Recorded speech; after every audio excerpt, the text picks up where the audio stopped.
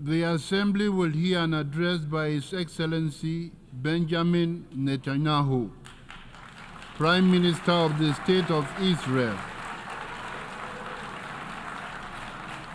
I request protocol to escort His Excellency and invite him to address the Assembly.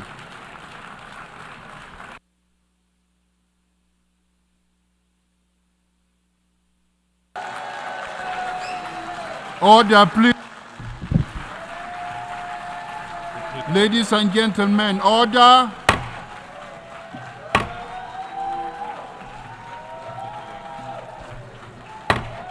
Order, please.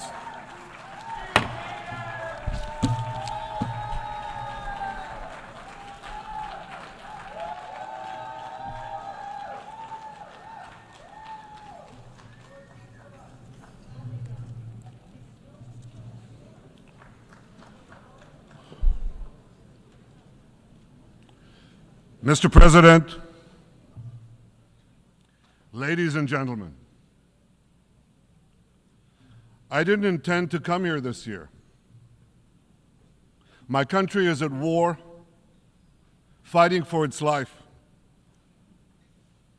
But after I heard the lies and slanders leveled at my country by many of the speakers at this podium, I decided to come here and set the record straight.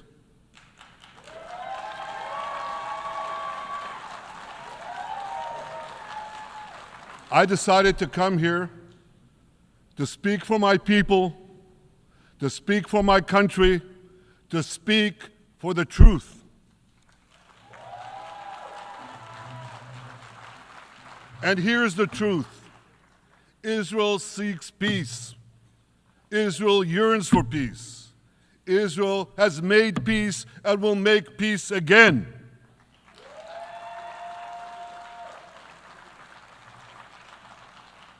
Yet we face savage enemies who seek our annihilation, and we must defend ourselves against these savage murderers. Our enemies seek not only to destroy us, they seek to destroy our common civilization and return all of us to a dark age of tyranny and terror. When I spoke here last year, I said we faced the same timeless choice that Moses put before the people of Israel thousands of years ago. As we were about to enter the Promised Land, Moses told us that our actions will determine whether we bequeath to future generations a blessing or a curse. And that is the choice we face today. The curse of Iran's unremitting aggression, or the blessing of a historic reconciliation between Arab and Jew. In the days that followed that speech, the blessing I spoke of came into sharper focus. A normalization deal between Saudi Arabia and Israel seemed closer than ever. But then came the curse of October 7th. Thousands of Iranian-backed Hamas terrorists from Gaza burst into Israel in pickup trucks, on motorcycles, and they committed unimaginable atrocities. They savagely murdered 1,200 people. They raped and mutilated women. They beheaded men. They burned babies alive. They burnt entire families alive, babies, children, parents, grandparents, in scenes reminiscent of the Nazi Holocaust. Hamas kidnapped 251 people from dozens of different countries, dragging them into the dungeons of Gaza. Israel has brought home 154 of these hostages, including 117 who returned alive. I want to assure you, we will not rest until the remaining hostages are brought home too. And some of their family members are here with us today. I ask you to stand up.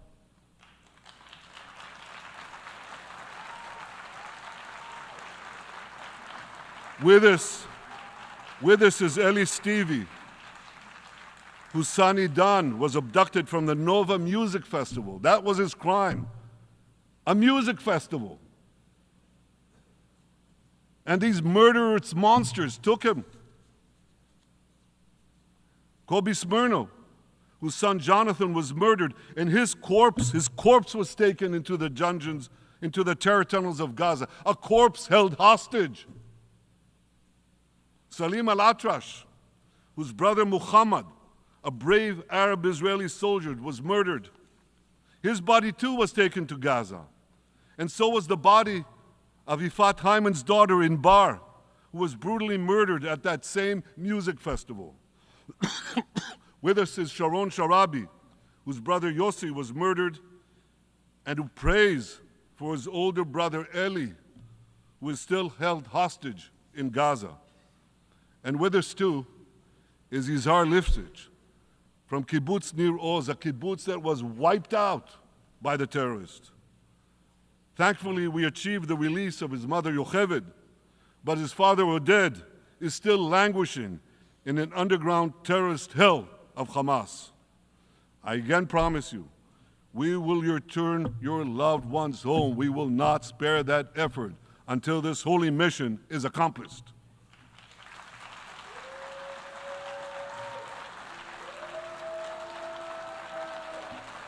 Ladies and gentlemen, the curse of October 7th began when Hamas invaded Israel from Gaza, but it didn't end there. Israel was soon forced to defend itself on 6 more war fronts organized by Iran.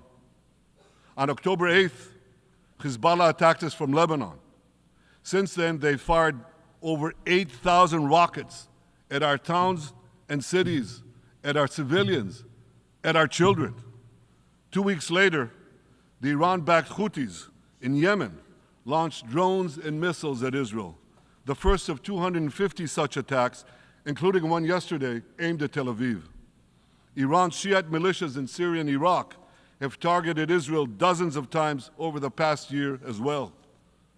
Fueled by Iran, Palestinian terrorists in Judea and Samaria perpetrated scores of attacks there and throughout Israel. And last April, for the first time ever, Iran directly attacked Israel from its own territory, firing 300 drones, cruise missiles, and ballistic missiles at us. I have a message for the tyrants of Tehran. If you strike us, we will strike you. There is no place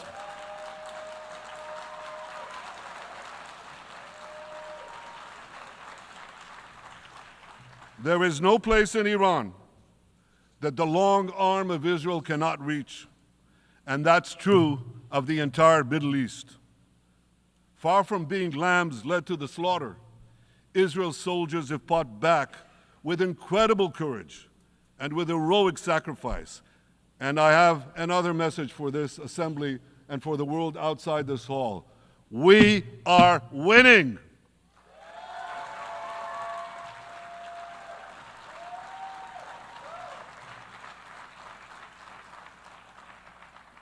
Ladies and gentlemen, as Israel defends itself against Iran in the seven-front war, the line separating the blessing and the curse could not be more clear.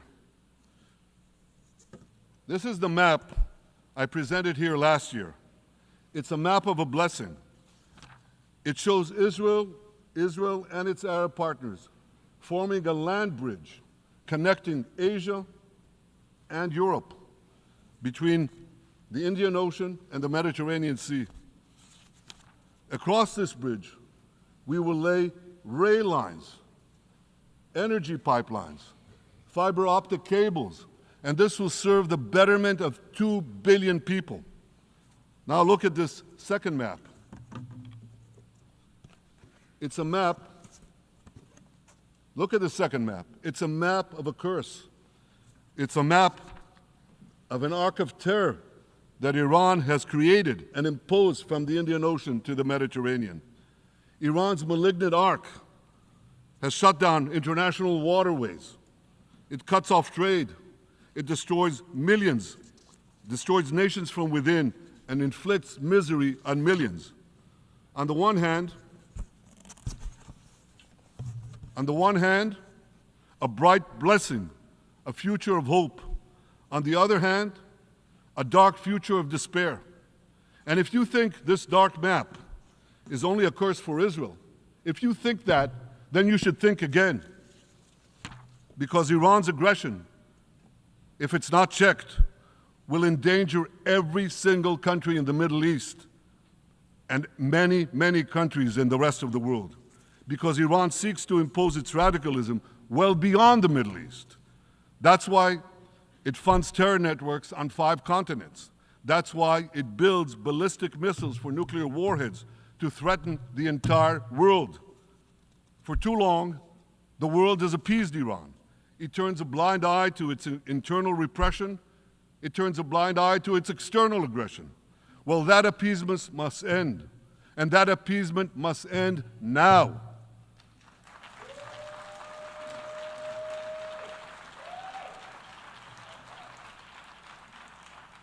Nations of the world should support the brave people of Iran who want to rid themselves of this evil regime.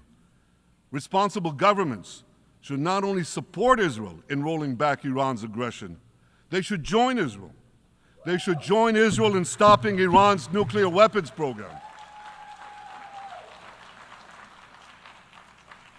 In this body, in the Security Council, we're going to have a deliberation in a few months. And I call on the Security Council to snap back UN Security Council sanctions against Iran, because we must all do everything in our power to ensure that Iran never gets nuclear weapons.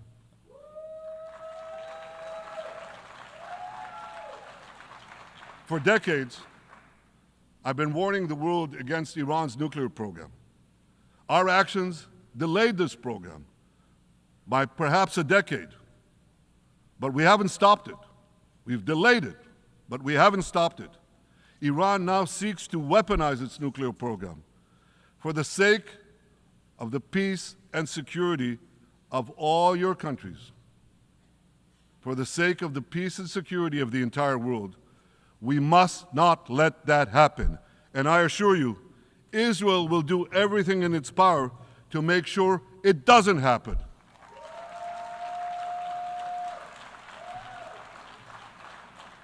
So, ladies and gentlemen, the question before us is simple.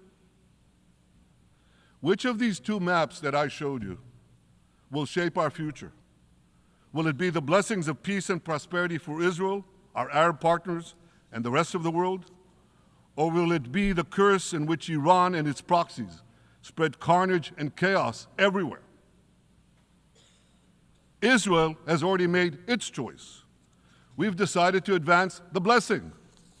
We're building a partnership for peace with our Arab neighbors while fighting the forces of terror that threaten that peace. For nearly a year, the brave men and women of the IDF have been systematically crushing Hamas's terror army that once ruled Gaza. On October 7th, the day of that invasion into Israel, that terror army numbered nearly 40,000 terrorists. It was armed with more than 15,000 rockets. It had 350 miles of terror tunnels, an underground network bigger than the New York subway system, which they used to wreak havoc above and below ground. A year later, the IDF has killed or captured more than half of these terrorists, destroyed over 90% of their rocket arsenal, and eliminated the key segments of their terror tunnel network. In major military operations,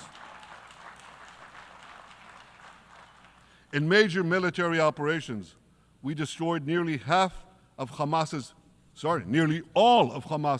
terror battalions, 23 out of 24 battalions. Now, to complete our victory, we are focused on mopping up Hamas's remaining fighting capabilities. We are taking out senior terrorist commanders and destroying remaining terrorist infrastructure.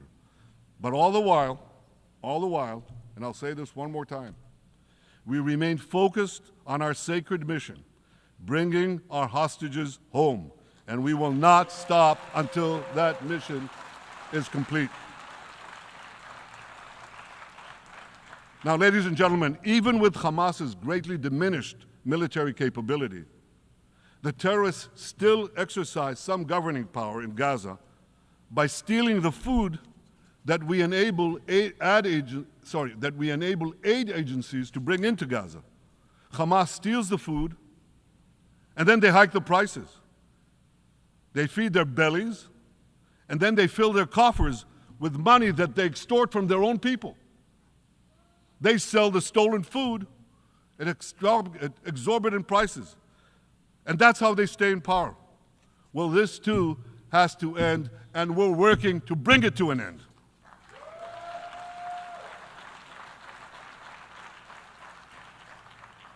And the reason is simple. Because if Hamas stays in power, it will regroup, rearm, and attack Israel again and again and again, as it is vowed to do. So Hamas has got to go.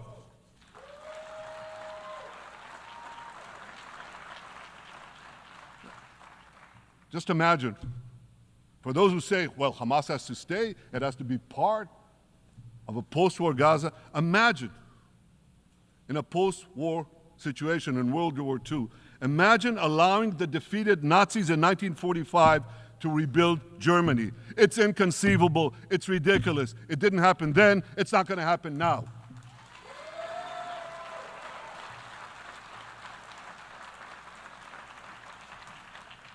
This is why Israel will reject any role for Hamas in a post-war Gaza. We don't seek to resettle Gaza. What we seek is a demilitarized and de-radicalized Gaza. Only then can we ensure that this round of fighting will be the last round of fighting. We are ready to work with regional and other partners to support a local civilian administration in Gaza committed to peaceful coexistence. As for the hostages, I have a message for the Hamas captors. Let them go. Let them go. All of them. Those alive today must be returned alive, and the remains of those whom you brutally killed must be returned to their families. Those families here with us today, and others in Israel, deserve to have a resting place for their loved ones, a place where they can grieve and remember them. This war, ladies and gentlemen, this war can come to an end now. All that has to happen is for Hamas to surrender, lay down its arms, and release all the hostages. But if they don't, we will fight until we achieve victory, total victory. There is no substitute for it.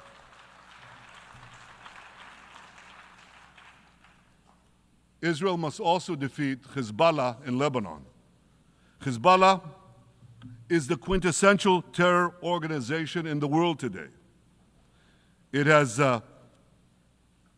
tentacles that span in all continents. It has murdered more Americans and more Frenchmen than any group except bin Laden. It's murdered the citizens of many countries represented in this room. And it has attacked Israel viciously over the last 20 years, in the last year, completely unprovoked. A day after the Hamas massacre, on October 7th, Hezbollah began attacks against Israel, which forced more than 60,000 Israelis on our northern border to leave their homes, becoming refugees in their own land. Hezbollah turned vibrant towns in the north of Israel into ghost towns. So I want you to think about this in equivalent American terms. Just imagine if terrorists turned El Paso and San Diego into ghost towns. Then ask yourself, how long would the American government tolerate that? A day? A week? A month? I doubt they tolerate it even for a single day. Yet Israel has been tolerating this intolerable situation for nearly a year. Well, I've come here today to say, enough is enough.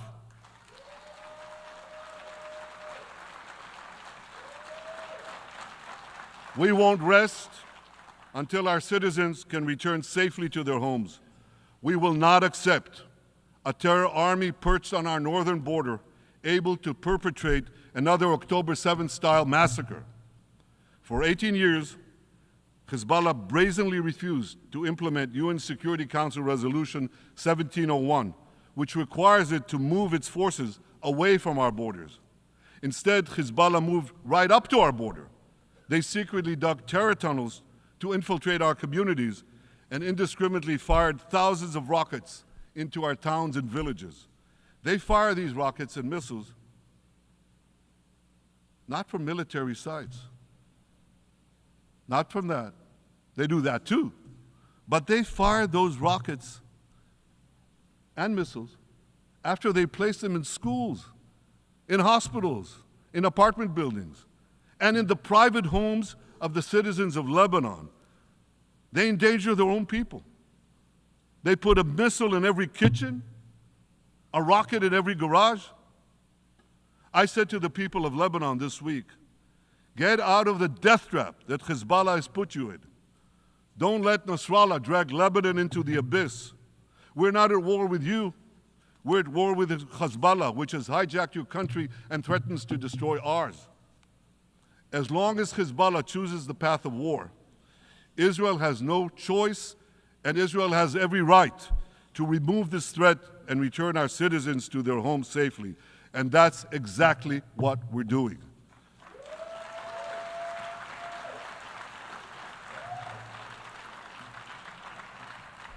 Just this week, the IDF destroyed large percentages of Hezbollah's rockets, which it built with Iran's funding for 3 decades. We took out senior military commanders who not only shed Israeli blood, but American and French blood as well. And then we took out their replacements, and then the replacements of their replacements. And we'll continue degrading Hezbollah until all our objectives are met.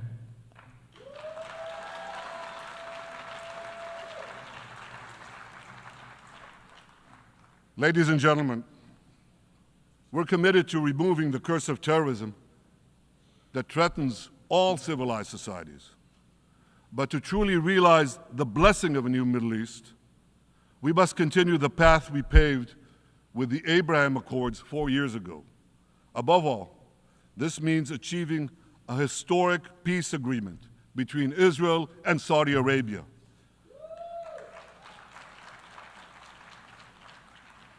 And having seen the blessings that we've already brought with the Abraham Accords, the millions of Israelis who've already flown back and forth across the Arabian Peninsula, over the skies of Saudi Arabia, to the Gulf countries, the trade, the tourism, the joint ventures, the peace, I say to you, what blessings such a peace with Saudi Arabia would bring. It would be a boon to the security and economy of our two countries. It would boost trade and tourism across the region. It would help transform the Middle East into a global juggernaut. Our two countries could cooperate on energy, water, agriculture, artificial intelligence, and many, many other fields. Such a peace, I'm sure, would be a true pivot of history. It would usher in a historic reconciliation between the Arab world and Israel, between Islam and Judaism, between Mecca and Jerusalem. While Israel is committed to achieving such a peace, Iran and its terror proxies are committed to scuttling it. That's why one of the best ways to foil Iran's nefarious designs is to achieve the peace. Such a peace would be the foundation for an even broader Abrahamic alliance. And that alliance would include the United States, Israel's current Arab peace partners, Saudi Arabia, and others who choose the blessing of peace. It would advance security and prosperity across the Middle East and bring enormous benefits to the rest of the world. With American support and leadership, I believe this vision can materialize, and much sooner than people think. And as the Prime Minister of Israel, I will do everything in my power to make it happen. This is an opportunity that we and the world should not let go by.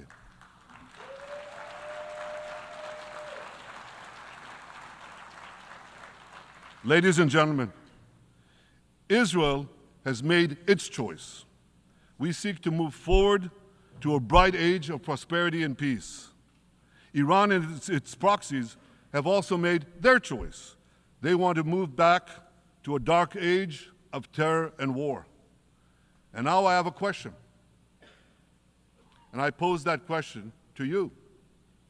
What choice will you make? Will your nation stand with Israel? Will you stand with democracy and peace? Or will you stand with Iran, a brutal dictatorship that subjugates its own people, exports terrorism across the globe? In this battle between good and evil, there must be no equivocation. When you stand with Israel, you stand for your own values and your own interests.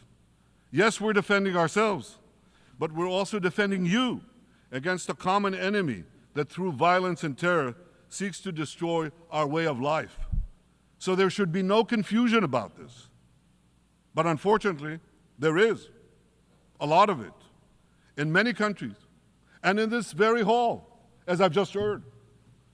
Good is portrayed as evil, and evil is portrayed as good.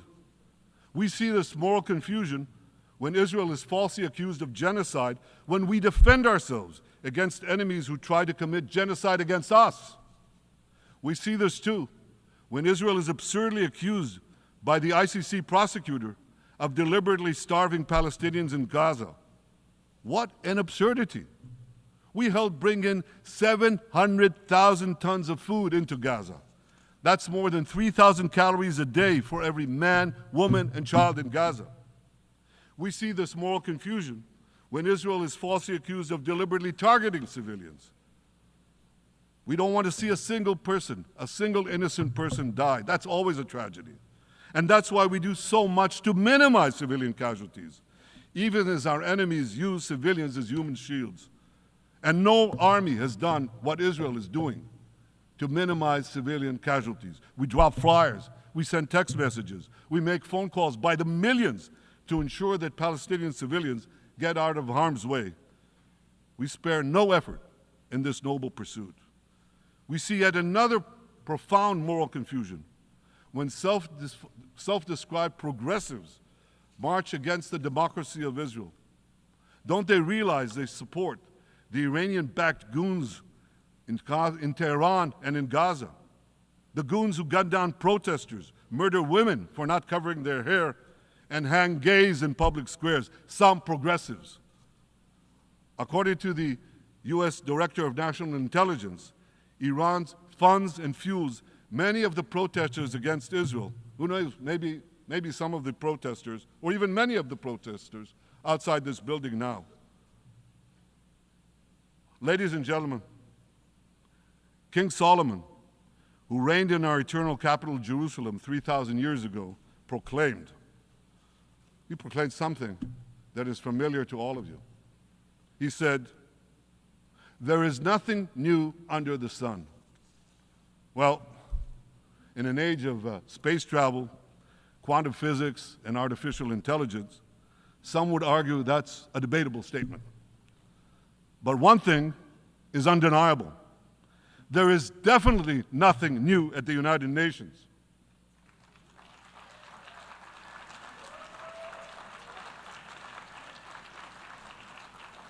Take it from me. I first spoke from this podium as Israel's ambassador to the UN in 1984. That's exactly 40 years ago. And in my maiden speech here, I think it's the same podium, by the way. In my maiden speech here, I spoke against a proposal to expel Israel from this body. 4 decades later, I find myself defending Israel against that same preposterous proposal. And who's leading the charge this time? Not Hamas, but Abbas, Palestinian Authority President Mahmoud Abbas. This is the man who claims he wants peace with Israel. Yet he still refuses to condemn the horrific massacre of October 7th. He's still paying hundreds of millions to terrorists who murder Israelis and Americans. It's called pay for slay. The more you murder, the more you get paid. And he still wages unremitting diplomatic warfare against Israel's right to exist and against Israel's right to defend itself. And by the way, they amount to the same thing. Because if you can't defend yourself, you can't exist. Not in our neighborhood, certainly, and maybe not in yours. Standing in this podium 40 years ago, I told the sponsors of that outrageous resolution to expel Israel, gentlemen, check your fanaticism at the door. Today, I tell President Abbas and all of you who would shamefully support that resolution, check your fanaticism at the door. The singling out of the one and only Jewish state continues to be a moral stain on the United Nations. It has made this once respected institution contemptible in the eyes of decent people everywhere. But for the Palestinians, this UN House of Darkness is home court. They know that in this swamp of anti-Semitic bile, there's an automatic majority willing to demonize the Jewish state on anything. In this anti-Israel flat earth society, any false charge, any outlandish allegation can muster a majority. In the last decade, there have been more resolutions passed against Israel in this hall at the UN General Assembly than against the entire world combined. Actually, more than twice as many.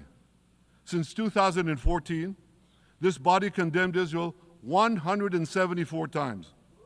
It condemned all the other countries in the world 73 times. That's more than 100 extra condemnations for the Jewish state. What hypocrisy, what a double standard, what a joke.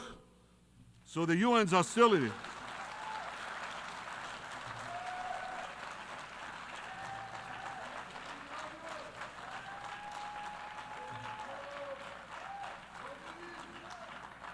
So all the speeches you heard today, all the hostility directed at Israel this year, it's not about Gaza.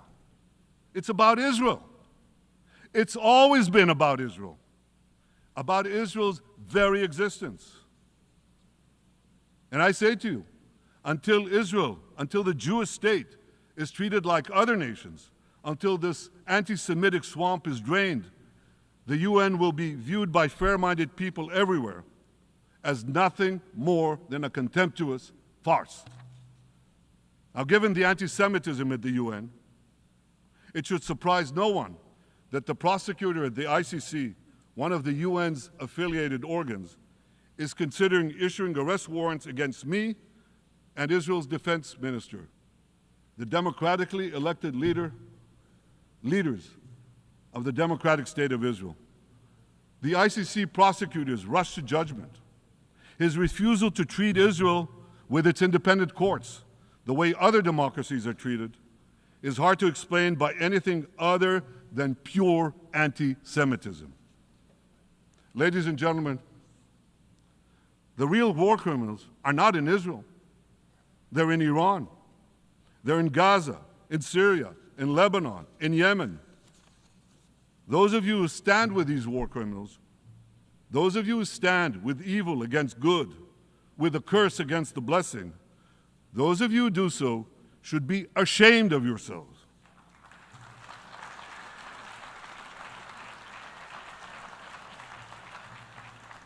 But I have a message for you. Israel will win this battle. We'll win this battle because we don't have a choice. After generations in which our people were slaughtered, remorselessly butchered, and no one raised a finger in our defense, we now have a state. We now have a brave army, an army of incomparable courage, and we are defending ourselves. As the book of Samuel says in the Bible, Netzach Yisrael lo yishaker. The eternity of Israel will not falter.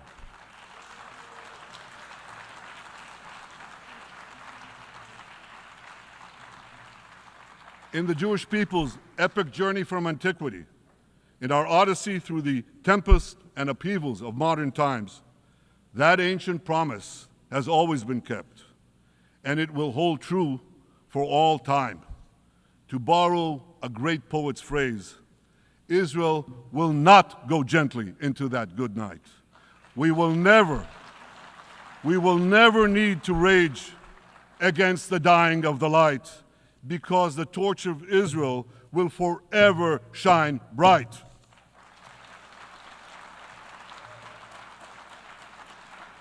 To the people of Israel and to the soldiers of Israel, I say, be strong and of good courage.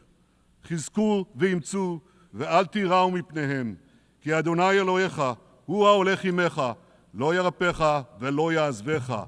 Am Yisrael Chai, the people of Israel live, now, tomorrow, forever. Thank you.